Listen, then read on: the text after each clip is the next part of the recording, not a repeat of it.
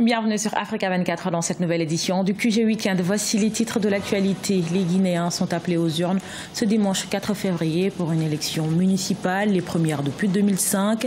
Pour cette année 2018, pouvoir et opposition espèrent rafler quelques mairies. Au Nigeria, une organisation locale lutte contre le cancer avec 80 000 décès par an. Project Pink Blue propose des services gratuits de dépistage et des traitements. Et à une semaine des compétitions africaines des clubs, les clubs maliens se préparent à travers un tournoi à 4.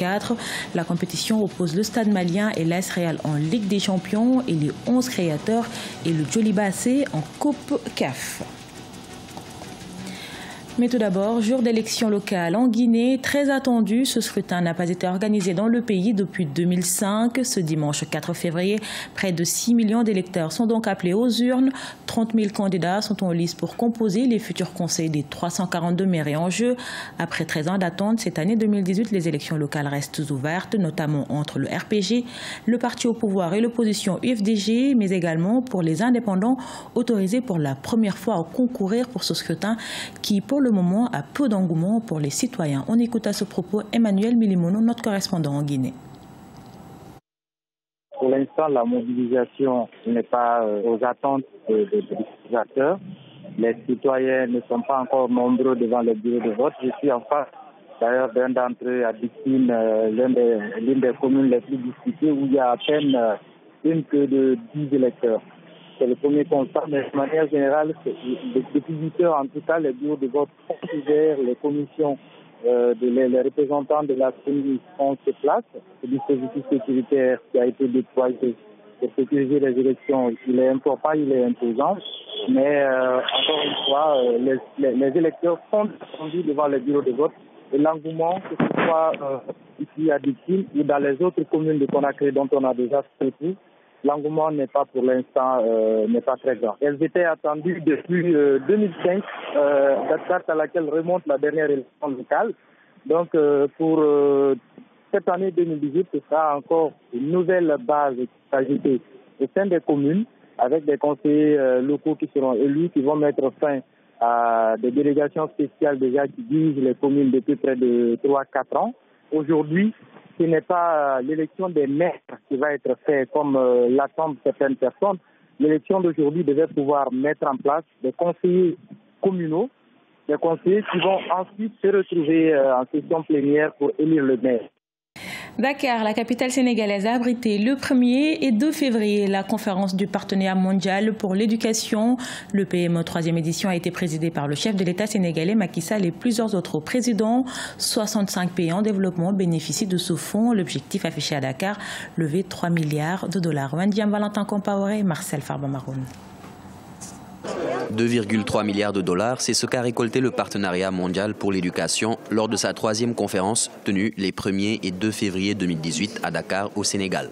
Un objectif largement dépassé pour un montant prévisionnel de 3,1 milliards de dollars sur la période 2018-2020.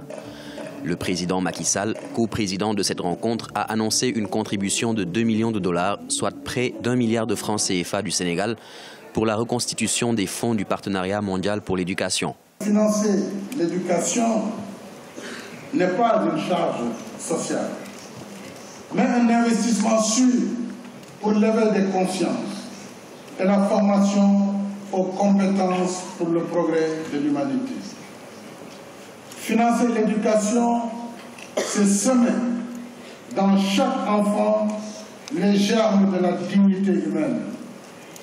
C'est contribuer à forger en lui la capacité de discernement qui élève et éclaire l'esprit. Financement de l'éducation comme investissement de l'avenir, c'est sous ce thème que s'est tenue cette conférence. Et pour le président burkinabé Roch Marc Christian Kaboré, la nécessité du financement de l'éducation s'impose à tous les pays. En matière d'éducation, nous puissions assurer dans nos États la mise en œuvre de véritables politiques à même de relever les défis ci après. La marche vers la scolarisation primaire universelle afin de permettre à chaque enfant en âge de scolarisation d'être à l'école. La nécessaire réforme des enseignements post-primaires afin de permettre de former plus de jeunes au métier.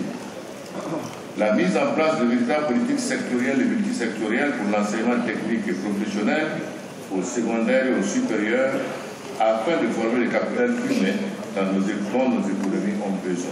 10 chefs d'État en exercice et 3 anciens présidents et plus de 60 ministres ont participé à cette 3e conférence du Partenariat mondial pour l'éducation.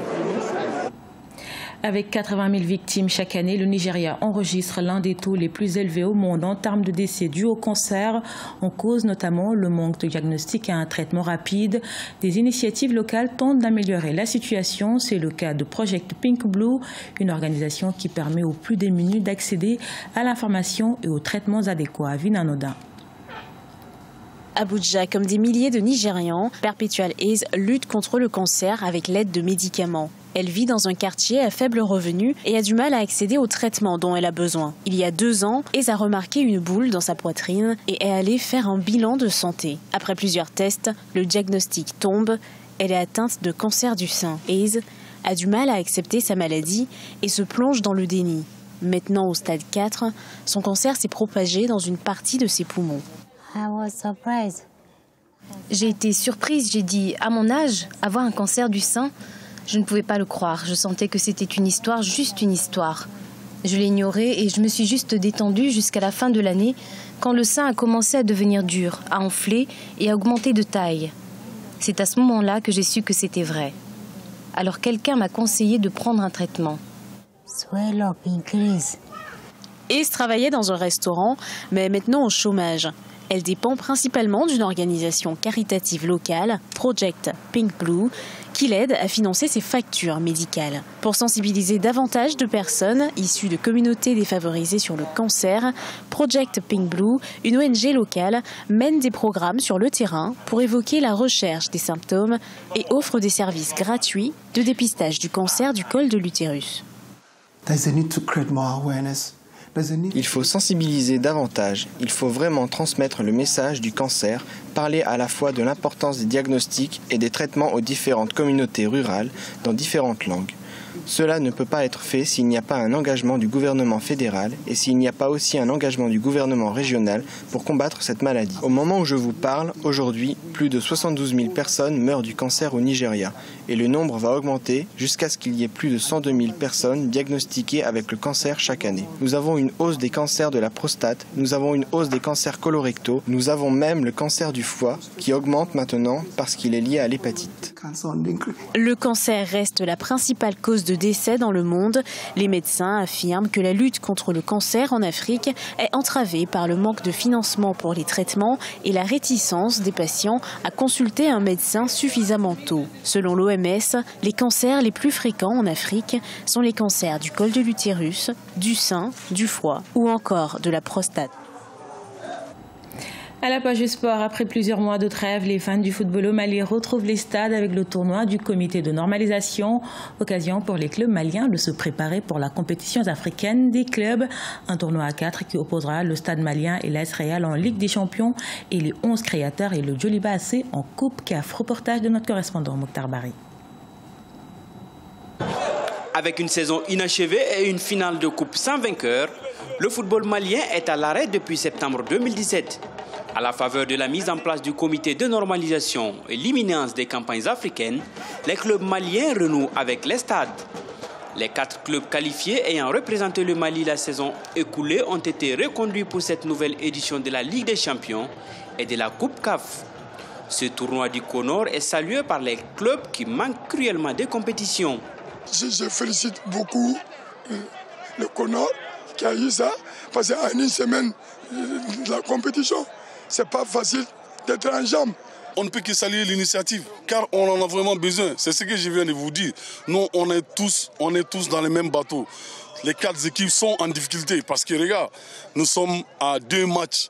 2 matchs depuis l'ouverture de la saison. On peut dire que c'est comme ça, c'est maintenant la saison a commencé. Si les stades maliens champions de la saison 2016 et l'AS Real représenteront le Mali en Ligue des Champions, les 11 créateurs vainqueurs de la Coupe du Mali 2016 et le Djoliba Athletic Club seront en Coupe CAF. En 2 journées, c'est le stade qui mène le tournoi avec une victoire et un nul, suivi du Real et du Djoliba avec 2 nuls, et le 11 créateurs est nul et une défaite. Bon, pour moi, c'est un match de préparation et j'ai commencé avec les petites équipes, mais si j'ai joué avec deux grands de la capitale, le Djoliba, fait 1-0 avec un Djoliba. C'est une bonne performance. Et fait 1-0 encore contre les Stade Malien. Aujourd'hui, tout ça, c'est bon pour la préparation. Ça mène les joueurs en confiance. Nous sommes qu'à notre deuxième match. Alors là, on ne peut pas vous donner satisfaction tout de suite. Alors là, il faut qu'on arrive à multiplier ces genres de rencontres, pour que les joueurs puissent se lâcher et enfin qu'ils trouvent leurs repères. Et ensuite, je pense que comme ça, le but peut venir. Sinon, autrement dit, tu vois, dans ces matchs, vraiment, les joueurs, ils sont à féliciter. Parce que 2 matchs pendant l'ouverture de la saison, ce n'est jamais évident. Les 9, 10 et 11 février 2018, les clubs maliens en découdront avec le Williamsville Athletic Club d'Abidjan pour le Stade malien, tandis que l'AS Real avec les Mountain of Fire and Miracle du Nigeria. Le 11 créateur et le Djoliba Athletic Club affronteront les représentants algériens et libériens en Coupe CAF. Ce journal a été réalisé par l'ensemble de la rédaction. Merci pour votre fidélité. Dans un instant, une nouvelle édition de l'actualité sur Africa 24.